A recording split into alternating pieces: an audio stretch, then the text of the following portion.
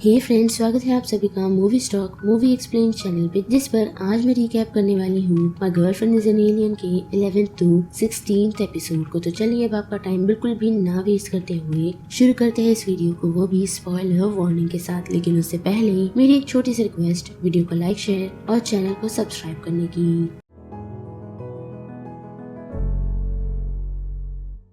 तो जैसा कि हमने लास्ट एपिसोड में देखा था कि जब साओ ची फांग ले की हेल्प करने का सोच परफ्यूम बना रही थी, तो गलती से परफ्यूम गिरने के कारण और उसकी रिंग उस पर टच होने के कारण वो परफ्यूम का स्मेल चेंज हो गया।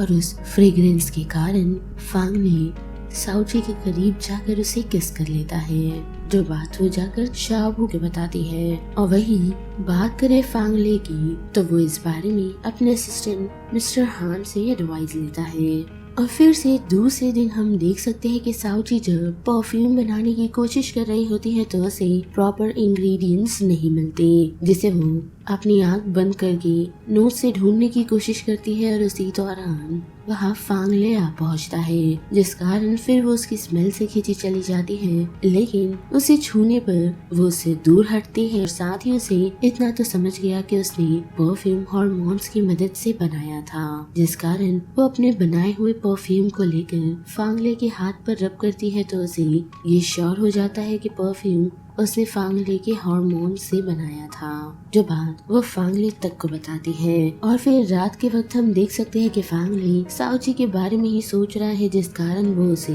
दूसरे दिन ऑफिस के बाहर का काम दे देता है, यही सोच कि मे भी उसे डेली देखकर ये सारी चीजें हो रही हैं, जो बात वो अपने डॉक्टर जैंग को भी बताता है। लेकिन उसका मानना ये है कि वो उसे पसंद करने लगा है, बट फांग ले ये बात मानने को तैयार ही नहीं। और उसी दौरान हम देख सकते हैं कि मिस्टर हान उसकी तरफ पहुंच उसे बताते हैं कि साओ जी की गाड़ी का एक्सीडेंट हो गया है, जिससे घबराकर जब वो उस सिचुएशन में पहुंचता है तो वो ये नोटिस कर सकता है कि साओ जी बिल्कुल ठीक है, जिसके साथ साथ वो उसे घर ड्रॉप कर मिस्टर हान को एक प्रॉपर लव कन्फेशन का सेटअप करने के लिए कहता है। लेकिन जिस रेस्टोरेंट में वो लोग जाते हैं वहाँ काफी सारे और कपल्स लव कन्फेशन कर रहे होते हैं, जिस कारण फांग ले अपना कन्फेशन नहीं कर पाता। और वही दूसरे दिन उसे मिलने के लिए उसका काफी पुराना दोस्त आता है, जिसके साथ वो लॉस एंजलिस में था, जो साओ जी को देख यही कहता है कि नहीं, उस समय तुम कोई भी लड़की के साथ रिलेशनशिप में नहीं थे, जिस कारण फांग ले घबराकर सीधा साओ जी के पास पहुंचता है। अब बारिश होने के कारण हम देख सकते हैं कि फिर से उसे फ्यूचर की बात याद आती है, जिसमें वो खुद ही को देखता है लेकिन मास्क पहना हुआ, जिस कारण उसे ऐसा लगने लगता है कि साओ जी ने उसे धोखा दिया था और वो उसे वहीं पर छोड़ वहाँ से चला जाता है। लेकिन उसी दौरान उसे कंफर्ट करने के लिए शी आ पहुँचता है, जो उसे घर तक ड्रॉप करता है। और वही दूसरी तरफ हम देख सकते हैं कि फांग ले को फिर से मेमोरी लॉस होने के बाद भी साओ ची याद है, जिस कारण वो साओ ची को जॉब से ही निकाल देता है, जिस कारण मिस चारो से फांग ले को सॉरी कहने के लिए कहते हैं और उसे मनाने के लिए, जो वो करती भी है। लेकिन फांग ले उसकी नहीं सुनता, क्योंकि साओ जी ने उसे सच कहने की बात तो कही थी, लेकिन वो उसकी पूछी हुई हर बात का जवाब नहीं देती, बल्कि दूसरे दिन वो ऑफिस भी आ पहुंचती है और उसे इम्प्रेस करने के लिए वो देर रात तक काम भी करती है, जिस कारण वो शी की कंपनी पहुंच उनके साथ कॉन्ट्रैक्ट करने में कामयाब होती है, जो चीज काफी ही मुश्किल थी। लेकिन अपने काम की काबिलियत से साओ जी ने वो कर दिखाया। लेकिन फिर भी फांग ले उससे इम्प्रेस नहीं होता और ये डिसाइड कर लेता है कि वो उन लोगों को उस प्रॉपर्टी से निकाल देगा, जिससे मिस चाय काफी अपसेट हो जाती है। और उसका मूड लिफ्ट करने के लिए साओ जी डॉक्टर जैंग को बुलाती है। साथ ही ऑफिस में साओ ची को कुछ और कामों के बारे में पता चला है, जिसे वो फांग ले की हेल्प करने के लिए सीक्रेटली करने लगती है। लेकिन दूसरे दिन साओ ची जैसे ही डिलीवरी करने के लिए शी के पास पहुंचती है, तो वो उसे एक पार्टी में उसके साथ चलने के लिए कहता है, जिसमें जाकर वो फांग ले की हेल्प कर सकती है। और वही हम देख सकते हैं कि फांग ले उस पार्टी में मैंग फे के साथ जाता है, जहाँ वो साओ ची और शी को देख काफी जेलस होता है। और जब साओ ची से बात करने के लिए पहुंचती है, तो वो उससे यही कह देता है कि वो उसे बिल्कुल भी पसंद नहीं करता,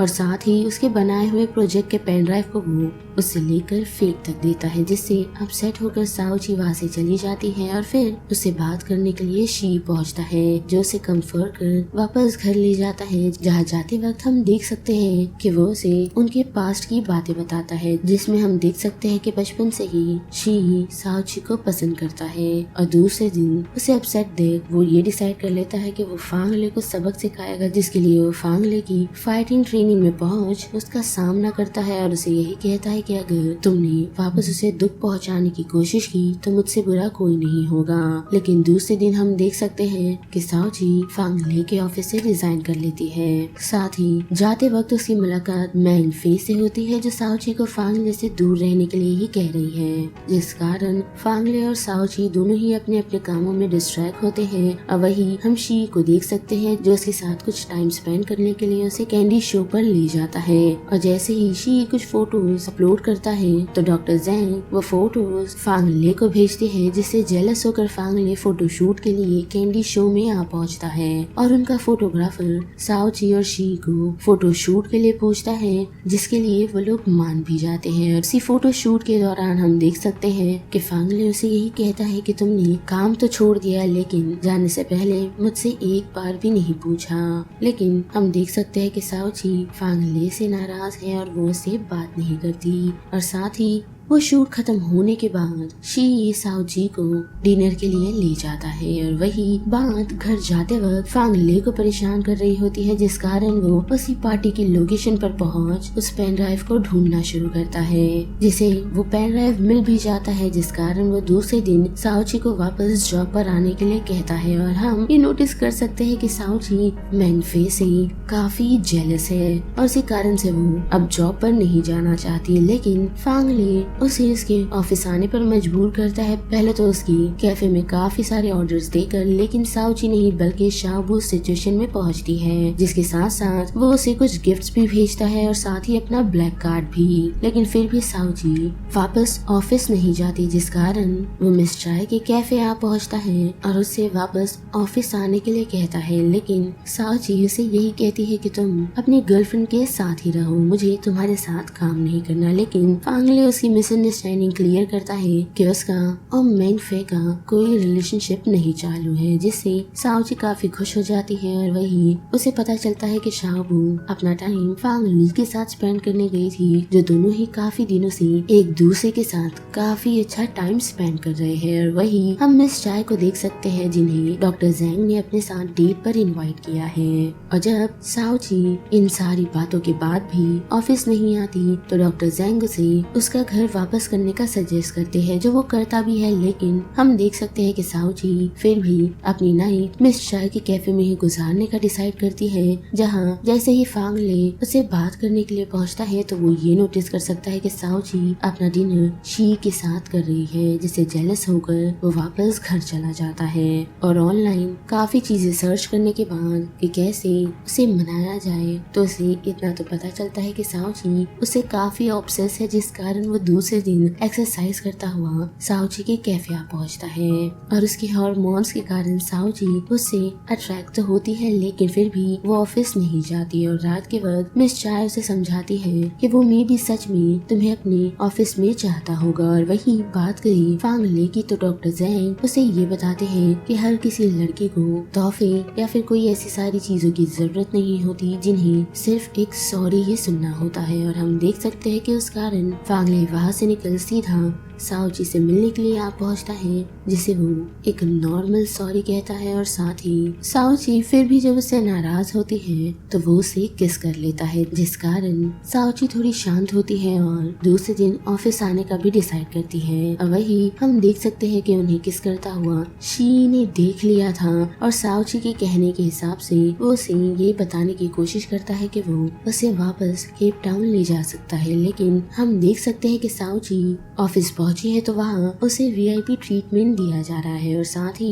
उन्हें एक हार्मोन एक्सपर्ट के बारे में भी पता चला है जिसकी मदद से वो लोग काफी सारे हार्मोन्स को क्रिएट कर सकते हैं। लेकिन उसके लिए उन लोगों को उस शख्स से बात करने के लिए जाना होगा, यानी कि दूसरे दिन उन लोगों का ट्रिप है और उसी रात हम देख सकते हैं कि साओची शी से बात करने के लिए पहुंची है क्योंकि उसने उसे सच्चाई बताने का ठान लिया है। लेकिन जैसे ही उसे हार्मोन कलेक्टर के बारे में पता चलता है तो वो बात घुमा देता है और दूसरे दिन साओची, फांगली, शाओबू और फांगली एक साथ उस ट्रिप पर निकलते हैं और उस शख्स के पास पहुंच पहले तो वो उन लोगों से बात करने से मना कर देता है, लेकिन साओची पास ही रखे हुए ऑर्चिड को ठीक करने का डिसाइड करती है जो शख्स की वाइफ का लास्ट गिफ्ट था। और हम देख सकते हैं कि वो ऐसा करने में कामयाब होती है जिस कारण उससे इम्प्रेस होकर वो शख्स से हार्मोन्स एक्सट्रैक्शन के बारे में बता देता है। लेकिन उस हार्मोन एक्सट्रैक्शन के लिए एक वुमेन का होना जरूरी है, यानी कि प्यार का होना जरूरी है, जो बात साओची को समझ नहीं आती। वहीं दूसरी तरफ हम देख सकते हैं कि फिर से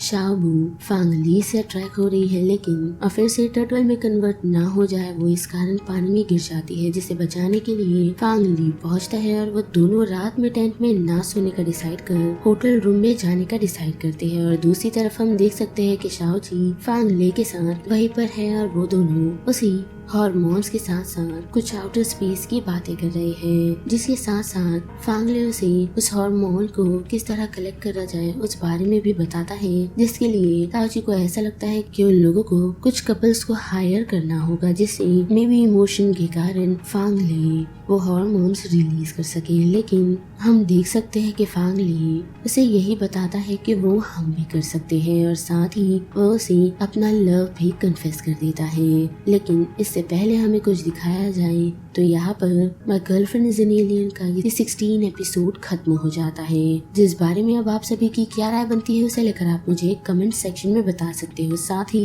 वीडियो पसंद आई तो वीडियो को लाइक, शेयर और चैनल को सब्सक्राइब करना मत भूलिएगा। बाकी मैं मिलूंगी फिर किसी मूवीज या सीरीज के रिकैप के साथ, तब तक के लिए आप movie stock movie explain channel की बाकी वीडियोस को एंजॉय कीजिए। Till then bye.